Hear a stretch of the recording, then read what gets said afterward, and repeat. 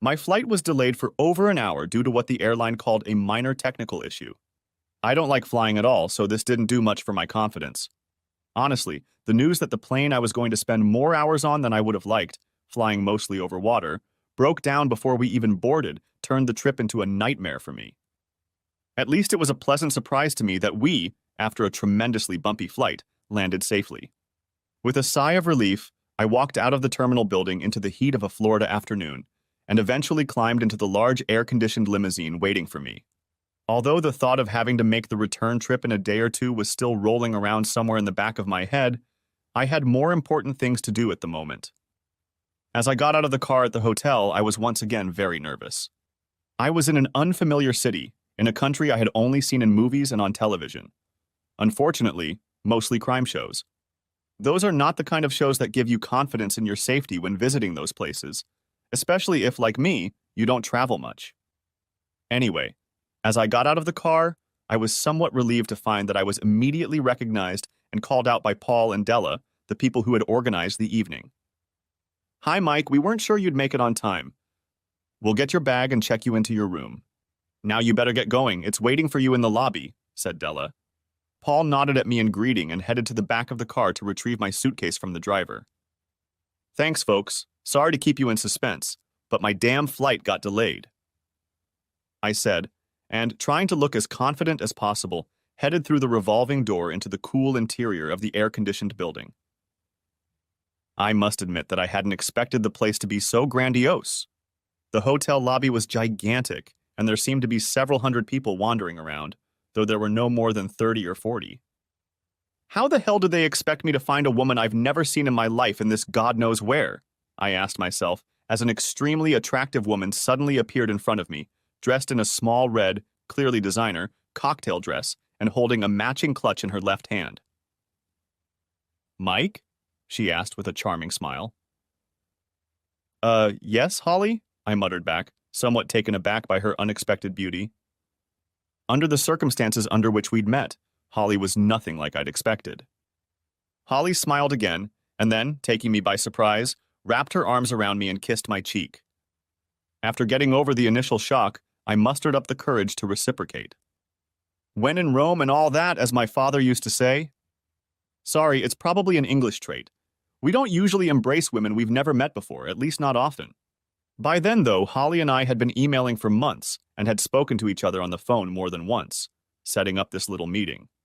I really didn't know what to expect. "Did you have a good flight?" she asked. No flying suits me anymore, Holly," I replied, then explained. "A few years ago, I made a very hard landing, not that it was an emergency. The airplane was a mess, but I guess the local scrap metal dealers were pleased.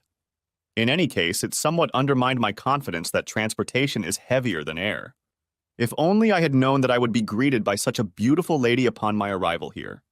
Plus, I'd be lucky enough to spend a whole evening with her, then maybe the flight wouldn't have been so bad." "Thank you. You know, they say the English are not romantic. You have made a very fine point. I am very flattered that such a handsome gentleman paid me such a compliment." "That's not flattery, Holly. In fact, I find you so beautiful that I have to wonder how we ever got into this situation in the first place. I'm not sure if it was embarrassment or nervousness that made me babble on and on. Come to think of it, I usually never talked to a woman or flirted with her the way I did with Holly over the next few hours. Thinking back on what I'd said, I had to admit that most of the time I was talking complete nonsense. My mom always said that beauty is in the eye of the beholder, Mike. Maybe some people's eyes don't see what other people see," replied Holly. "My father used to say that familiarity breeds contempt. Perhaps that's where we're headed. Change of country, change of, bed partners. And another saying I also remember is that change is as good as a vacation." "You're depressing me, Mike." "I'm sorry, but the last few months have been very depressing for me, except for our correspondence with you." Holly smiled. "I would have thought you'd be pretty upset about that." "Oh, make no mistake, that's the way it was, Holly. But then I started to enjoy our little letters and conversations, and I began to look forward to them so much. I'll be honest, for weeks now I've been looking forward to coming here and meeting you in person. And I'll add that if I had seen your picture, I would have flown to Canada weeks ago already. That might spoil the surprise for us. What if you were recognized? Holly, I looked her over from head to toe.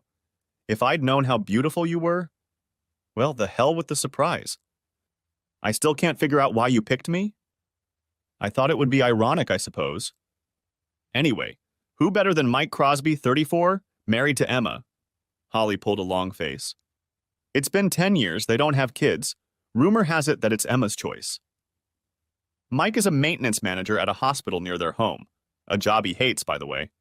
Mike has a handicap of 3 when he plays golf with friends every Saturday morning, and he's a killer spin bowler, whatever that means, at the local amateur cricket club he trains with on Tuesday evenings and plays for on Sundays during the summer. Gosh, aren't you thorough? Exclaimed I.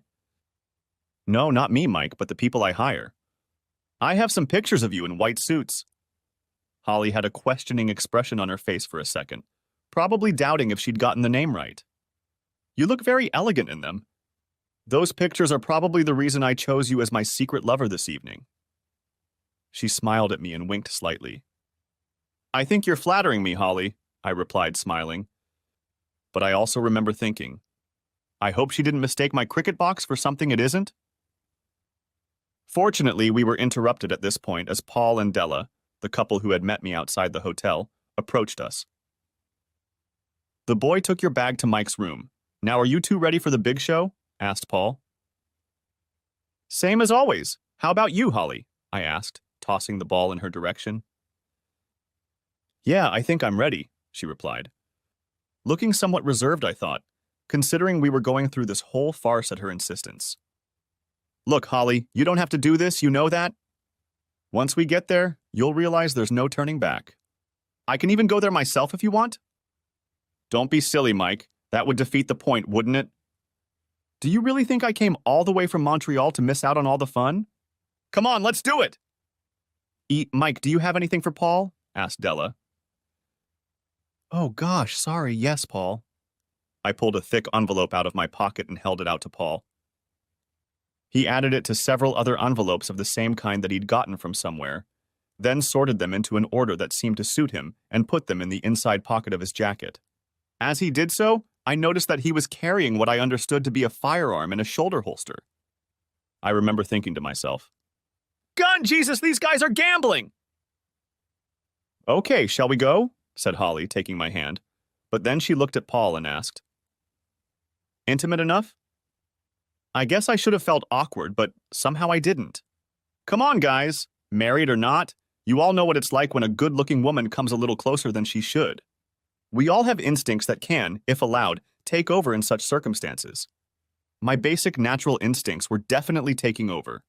Although I was still very nervous, I couldn't think of any reason to try to control them. No, it seems a little more familiar to me, doesn't it, Della? Replied Paul. Yeah, come on, guys. You're two people in love having a secret rendezvous away from your spouses, so make it look believable, replied Della, sounding like a movie director.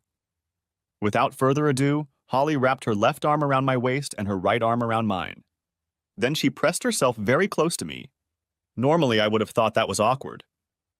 Yeah, that's the ticket. Let's do it and don't forget all those sticky eyes. Della chuckled. That won't be hard, replied I, looking at Holly beside me. Hey, watch out, Holly! Looks like our Mike might be on the prowl, commented Della. Holly didn't answer, or rather couldn't answer, for when I looked down at her, she caught me off guard again and sank a kiss on my lips. Sorry, Mike, she said, sensing my embarrassment.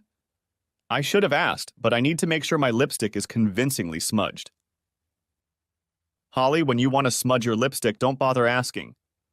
Maybe I should get a full-time job as your lipstick smudger, I said, and kissed her. Yeah, it's not every day you get a chance to kiss a woman as beautiful as Holly. Don't get married, I'm only human. Sorry to interrupt the conversation, but are we doing this or not?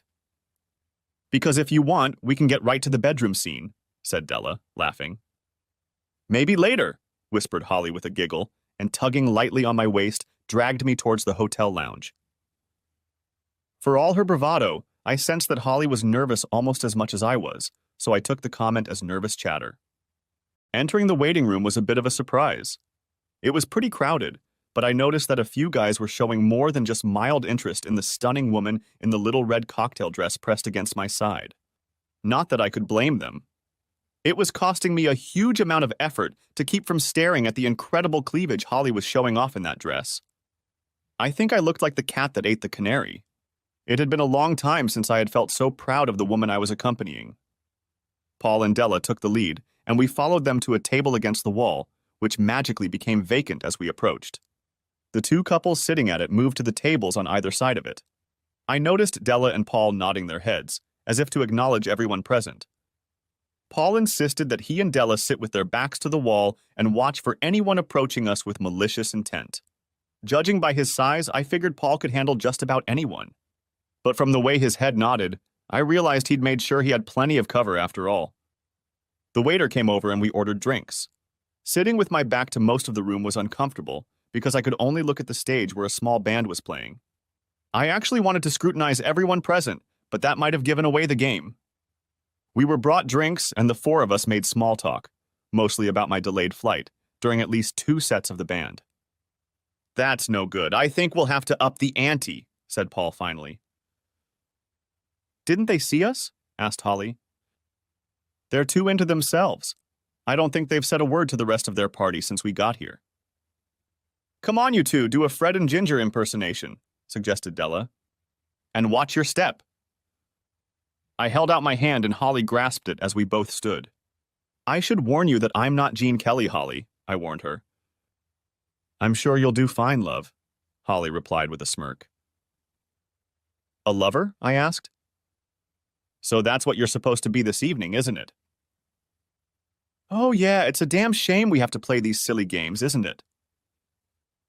"Who's playing?" With a wink, Holly wrapped her arms around my neck from behind and pulled me to her. If only, thought I to myself. God, if the guys in the office could see me now. It was nearing the end of the band's 3rd set since our arrival, and they were playing a slower number. "Oh my God, did I really do that?" asked Holly, squeezing into me.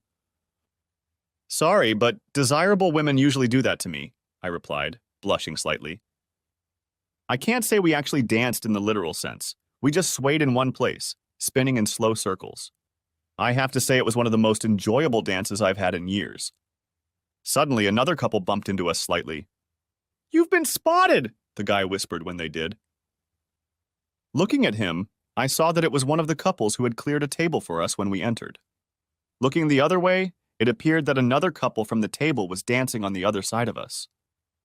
"Careful, you might look in the wrong place. Focus on dancing with your partner. We'll deal with whatever happens," the first guy warned me. I went back to looking at Holly, who smiled charmingly back at me. "Holly, you're one hell of an actress," I thought to myself. "You know, I hope the balloon doesn't go up too fast. I like that," I told her. "I can feel it, lover," she said with a cheeky grin and pressed her crotch even harder against mine. "I wonder if you have sadistic tendencies, Holly?"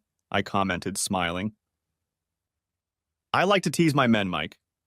This evening was the best I could think of." I don't know what expression appeared on my face, but it made Holly laugh out loud. I wished I really was the man she was teasing, but I knew the good Lord could never look at me that favorably. "Don't look so dejected, Mike. After all, there's no rush to get back to the UK, is there? We can always take a few days to enjoy the Florida sunshine. Now that we've been spotted, let's make it look really good." In the next instant, Holly's head was on my shoulder, and she began to nibble on my neck and earlobe. "Hey, take it easy, girl, or I'll have an accident," I warned her. Holly giggled in response, and what's more, she didn't stop her caresses. What's more, she doubled them. To my relief, the band's performance ended before I lost control of myself, and the guy who had been talking to us on the dance floor suggested we go back to our table. I assumed the rest of Paul's band was around. Holly headed toward the table, holding my hand and pulling me along with her. When we got closer, Paul motioned for us to sit down, but his eyes were fixed on something happening across the room. "That's right, he's on his way. When he gets here, you can stand there and argue with him, but don't raise your hand at him, Mike. We'll deal with any rough stuff. That's what we're paid to do," said Paul, leaning forward in his chair. "Is she coming?" I asked. "No, I don't think she's realized it's you yet. That's assuming she saw you at all, since she was standing with her back to the dance floor." But she's watching closely now, so she'll probably spot you as soon as you stand up and turn around. What the hell is going on here, Holly? What are you doing here, and what the hell do you think you're playing at with that freak? Who is he anyway? Came an angry voice from somewhere over my left shoulder. I stood up and turned to face the guy, fully aware that Paul had gotten up at the same time. But the moment I turned around, out of the corner of my eye, I noticed something else. Later, I realized that all the guys at the next table suddenly had gold shield-shaped badges on the breast pockets of their jackets. Only later did I learn that they were the badges of the local police, but I didn't realize their significance at the time. Holly danced with that asshole, just as no doubt you danced with my wife. Yeah, that was the best I could come up with at that moment. I didn't yet know what I wanted to say when the confrontation started. Holly, who was also standing, had obviously rehearsed her little speech well, and will probably have sex with him later while you have sex with your wife in room 642. By the way, 643 is right across the hall, but we'll try not to make as much noise as you two did last night. Holly smiled and put her arm around my waist. I really could have done without Holly at that point, because I figured that her husband, and he was much larger than I had anticipated, might well have pounced on me, and Holly holding on to me kind of limited my room to maneuver. But I shouldn't have bothered with him. Avril's appearance on the scene, I suppose after she spotted me as soon as I stood up, was far more, exciting. Honestly, Avril came out of nowhere and ran headfirst into me. And Holly's husband fell off his feet as she threw him out of the way. In a way, it was convenient, because it took some of the momentum away from Avril. Old Holly ended up lying on some poor woman's lap before collapsing to the floor. Of course I didn't see it. I was lying on the floor myself, looking at my very angry wife. I think the tumble to the floor that Avril and I took shook her a little as much as it did me. Anyway, she ended up laying on top of me, gazing up into my face. "What the hell were you doing with that slut?" she demanded. Demanded she. "Dancing, what did it look like?" I replied, still without the jazz reprise. "It looked like you were trying to gorge yourself on a brownie," she replied. "Come on, Avril, I just got here. I haven't had a chance yet. You've been sleeping with her husband for the last 2 days at least." I was pleased with myself. I had managed to make the first successful leap. But don't be so stupid, Mike. Where did you get this stupid idea?" said Avril, rolling off me and sitting up. "How did you even get here? You don't fly, do you?" Movement to my eye was extremely difficult. Wherever I looked, I saw only the legs and feet of people. "Yes, when you need to catch your wife with her lover," I replied. I was good at those answers. "It's nothing, Mike. You know I'm here on a business trip." "Avril, your business trip was to Houston, and this is bleeding Florida. Neither you nor your company has any business in Miami. You had a meeting in Houston, and then you flew here with a gold digger wherever he was headed." There were so many of Paul's men around that I lost sight of Holly's husband for a moment. "And the last 2 nights you've been doing the horizontal tango with that bastard in room 643. 642, lover. 643 is our room." Holly's voice came from somewhere. "Yes, sorry, room 642. Would you like to see the tapes, Avril?" I asked. I didn't know if Holly had tapes from this trip, but I knew she had plenty of tapes from their previous dates. I figured Avril wouldn't want to see them. Avril just sat on the floor and stared at me. I have to admit it was the first time I'd ever seen her at a loss for words. No, that's a lie. I remember the first time I went to bed with her, before we were even married. When I was done with her, she lay there speechless. I always thought I had shaken all the chatter out of her. Well, that couldn't disappoint her. She came back for more the next night and eventually married me. It's just a pity.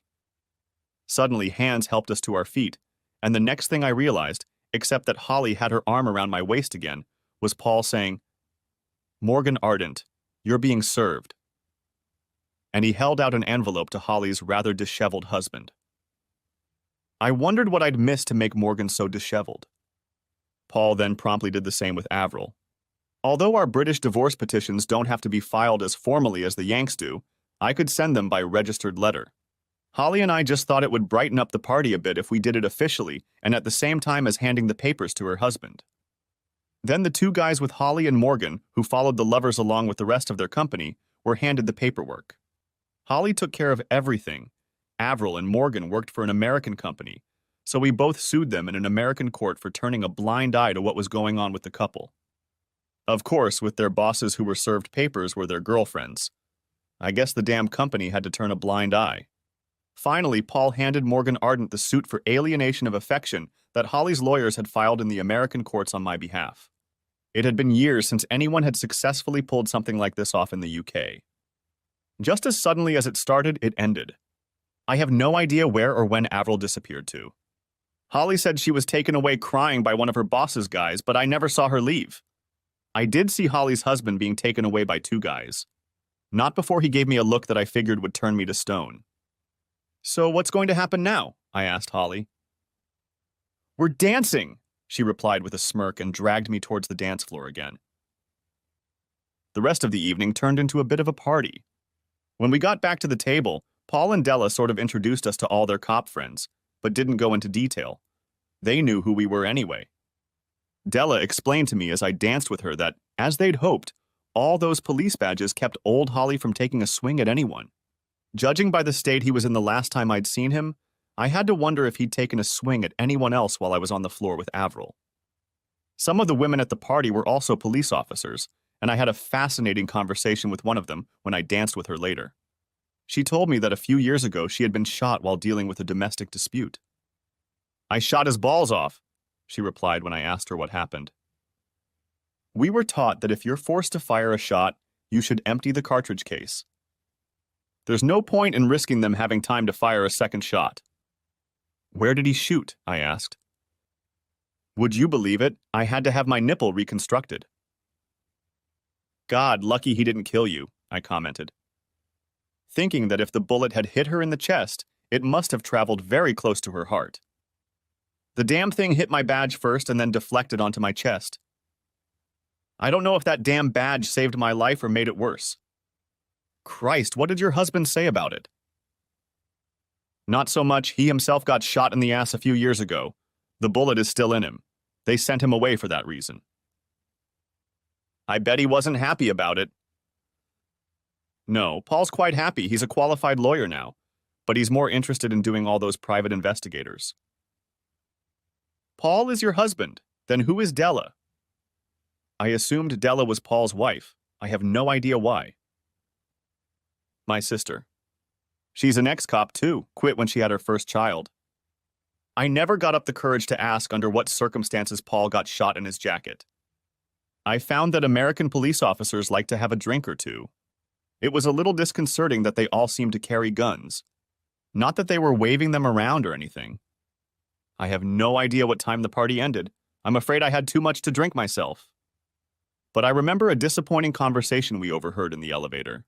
One of the hotel employees was telling the couple how lucky they were. The hotel was full, but for some reason the couple in room 642 had suddenly checked out.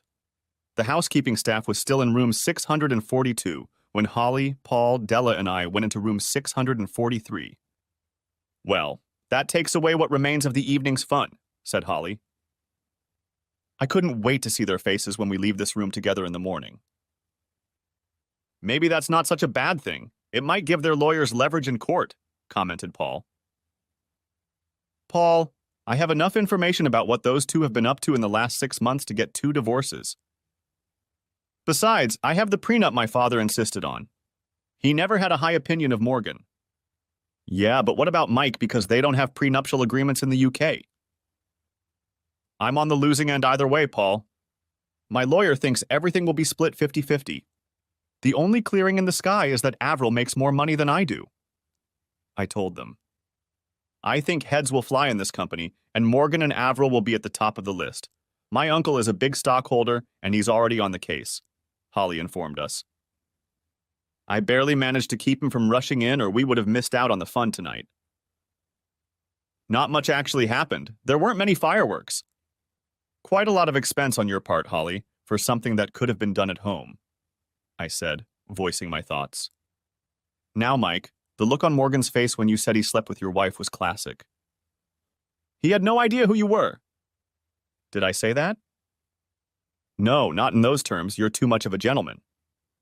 But I did. The look on Morgan's face when he realized that it wasn't he who had caught me, but I, or rather we, had caught them, was something. And then Avril flew into the house like a linebacker during a home run. The funniest thing I've seen in a long time, said Holly, and laughed out loud. Holly, I don't know much about American sports, but I thought linebackers played American soccer and home runs scored in baseball, I remarked. Ah, we have something else in common. I've never been a sports fan either, replied Holly. I think we've all noticed, Holly, commented Della. We chatted for God knows how long about nothing in particular, but eventually headed to bed. I should say that room 643 was a suite. I had one bedroom and Holly had the other. When we went to bed, Paul and Della were sitting in the living room. When we got up in the morning, Mona, Paul's wife, had replaced Della, who I assume had gone home to her children. Apparently, Paul was an officer of the court. I have no idea what that means. But I realized that in American courts, his word would be taken almost as gospel. I mean, he could swear that Holly and I didn't spend the night in the same bed. The original plan was for us to meet Morgan and Avril in the morning when they came out of their hotel room. But they ran away, and that plan was canceled. So, Mike, what are your plans? Asked Holly at breakfast. I'm not sure. I guess I'll go home to lick my wounds, I replied. Well, lovers spread out. Why don't you and I fly to Vegas for a few days before you head home? Great idea, Holly, but I don't want to fly back to the UK as it is. Sorry, but adding another flight to Las Vegas is not my idea of a good time. Holly sat pensive for a few moments. Flying makes you so upset, doesn't it? Okay, alternative idea. A close friend of mine has a house in the Bahamas. Why don't we go there for a few days? Don't worry, we can go by boat and you won't even have to risk me driving. I had to think about this question, but not for long. After traveling across the Atlantic, it would be foolish to fly straight back to the UK, considering that I still had almost 2 weeks of summer vacation left. I had to get home as soon as possible, because when Avril got home, she'd probably be in for a real old spat. The house was already on the market, and I was transferring cash everywhere to keep her from emptying all the joint accounts. Don't forget that my attorney oversaw all the changes I made. I would still get screwed. His job was to keep me from going broke. Yeah, why not? A nice ferry cruise should be fun. But can you just show up uninvited at a friend's house like that? Of course, I have a standing invitation. I don't attend as often as I should. But how about you take me with you? Oh, they'll probably like you better than Morgan. They never thought much of him. Holly replied with a smirk. Did I say ferry? The cab dropped us off at what I assumed was a fancy cabin cruiser or even a private yacht. It turned out to be some kind of charter fishing boat, and it had impressive speed. During the trip to the Bahamas, Holly spent most of her time sunbathing on the foredeck in a tiny bikini. I spent most of my time on the bridge, where the captain was ostensibly showing me how to steer the boat, while in reality, we were admiring Holly's slender body with the other crew members. Daddy, said Holly, hugging the older guy who met us at the boardwalk. This is Mike, his wife Morgan played with him.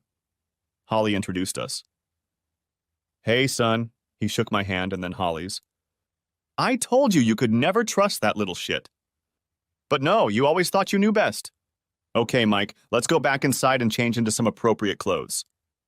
I realized that my business suit was not considered appropriate attire for the Bahamas.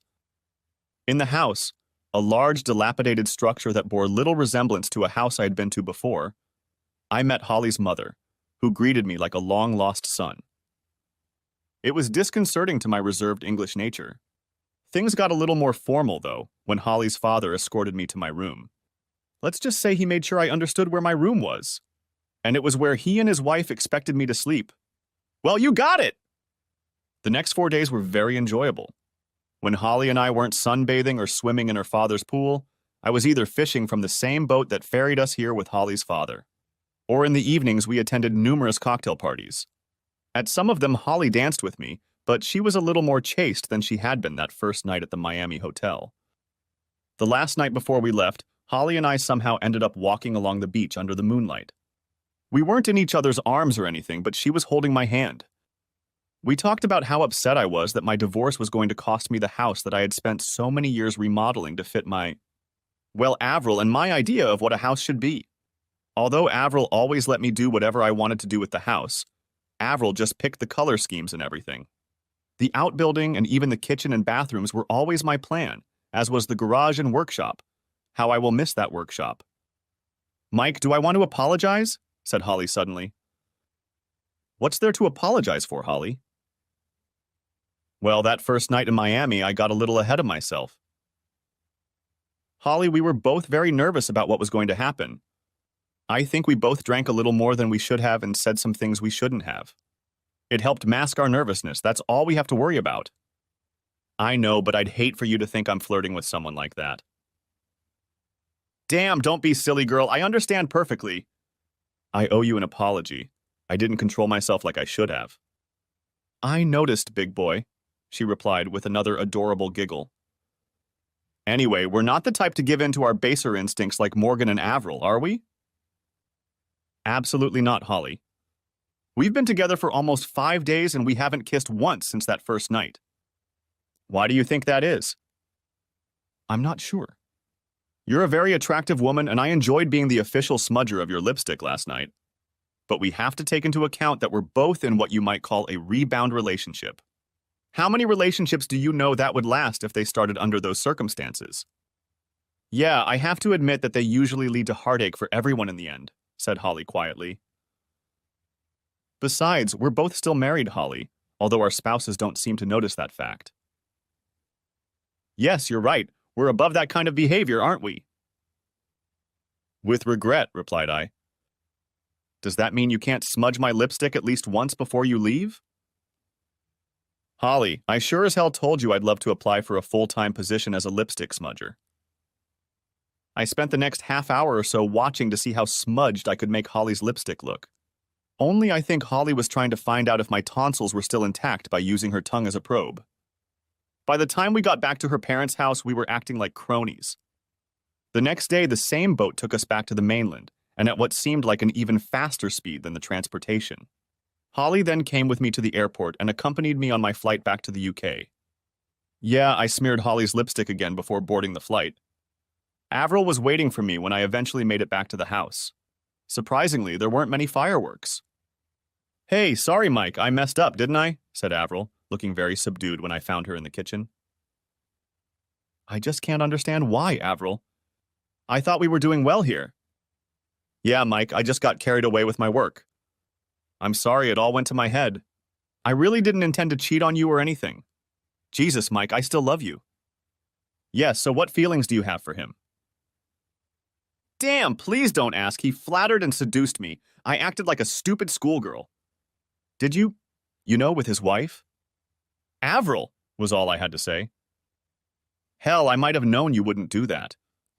Now you're going to tell me we don't stand a chance, aren't you? You know me better than I know myself, Avril. When do I move out, or are you leaving? If you don't bring either of your lovers here, Avril, we can both live here until the house is sold. It will give us both time to find some half-decent place to live. Divorce? I'm willing to change the grounds to irreconcilable differences if we can come to an amicable agreement on finances. This will allow us to divorce quickly. Get the papers out and show me where to sign, Mike. I messed up, so I won't give you any more trouble, Avril said with resignation in her voice. That was the end of it. The divorce took place in a matter of months. The house had not been on the market for long. It had been on the market for almost 2 months when a real estate agent came along and bought it on behalf of his client. The strange guy never struck me as a real estate agent. In any case, we never even saw the buyers or learned their names. After much negotiation, he even bought almost all the furniture. I was moving into rented accommodation, and Avril, having been fired by her employer, suddenly found herself being hunted by another American company. She left England for California before the divorce was finalized. I don't know, maybe 2 months after the Nisi ruling, I got a call from the agent of the people who bought our house. It seems my client is having trouble understanding the controls of the central heating system, Mr. Crosby. We were wondering if you could come in tonight and explain to them how to set it up, he asked. I don't see why they're having trouble. It's a pretty standard system. But then again, that damn electronic timer is hard to figure out. Yeah, tell them I'll stop by tonight on my way home from work and see if I can help. By the way, what are their names? I asked. Thank you, Mr. Crosby. I'll tell them to expect you about 6:30. Goodbye, he replied, whereupon the line dropped. Weird. I remember thinking, how the hell did he know I'd get there at 6:30? When I lived there, I always came home from work at that time. And the bastard hung up on me without telling me his name. The garden looked pretty much the same when I moved in. That is, if you ignore the little sign proudly informing everyone that the new owner uses a local gardening company to mow the lawns, etc.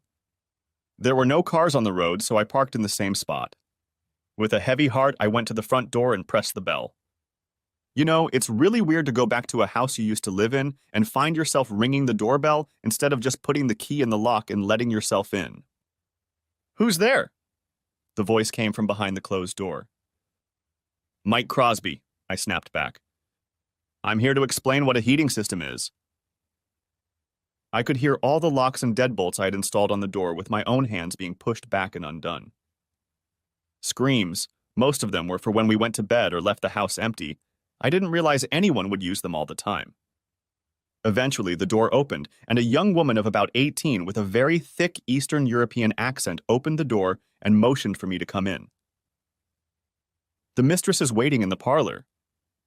The young woman said it very precisely, as if she had rehearsed it. Then she giggled and ran off toward the kitchen. With a knock, I opened the living room door and stepped into the room. "I'm Mike Crosby. I believe you have a problem with the central heating," I said to the woman standing with her back to me, looking out into the back garden. "No, the heating is working fine, Mike. What I really need is someone to smudge my lipstick," she said, turned and walked into my arms. Epilogue. It's funny how things can turn out. I never got to spend another night alone in my apartment. Holly and I were married less than 2 months later. I don't work in a hospital anymore. I'm now the joint representative for Holly's father, along with Holly, in the UK and Europe. This guy has gotten involved in just about everything you can think of. To be honest, I'm out of my depth most of the time, though I'm adopting Holly's expertise as I go along. Really not much, unless you count the flag display. I have a feeling that old Holly is just making sure I can afford to keep Holly in the shape she's used to. Be that as it may, I have to put on my socks quickly and get things out in the open.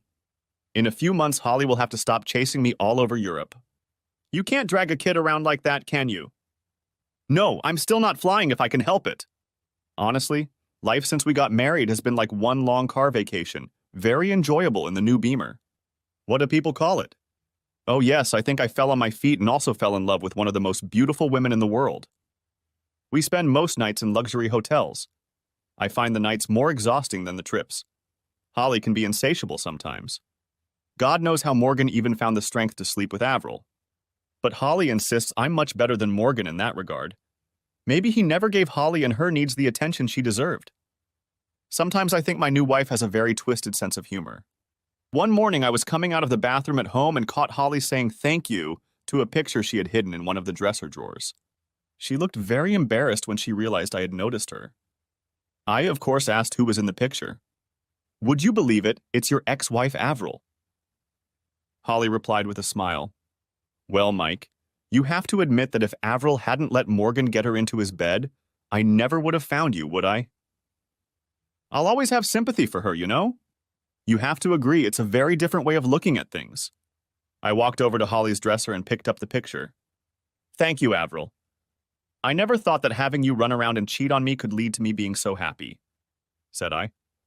Then I put the picture back in the drawer and turned my attention to the woman who really mattered to me.